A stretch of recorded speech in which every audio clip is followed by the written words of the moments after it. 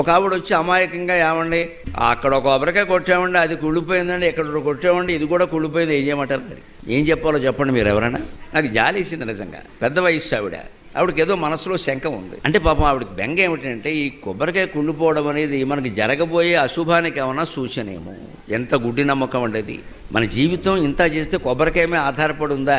ఇక్కడే ఎందుకు అని ఆలోచించాలి. కొబ్బరికాయ కుళ్ళిపోవడానికి నీ జీవితం కుళ్ళిపోవడానికి సంబంధం ఏంటి? ఎందుకు ఇలా ఆలోచిస్తున్నావు? పైగా మనం కొట్లో కొనేటప్పుడు దేవుడి కోసం అంటే మంచి కొబ్బరికాయ కొంటాం, కానీ కుళ్ళిపోయింది కొనమే.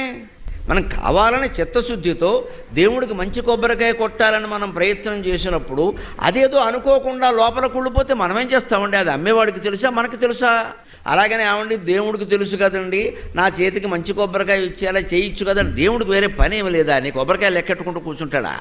అంచేతను మనం ఈ ఎందుకు అన్న ప్రశ్న వేస్తే ఈ ఆలోచన పక్కకి వెళ్ళిపోతుంది.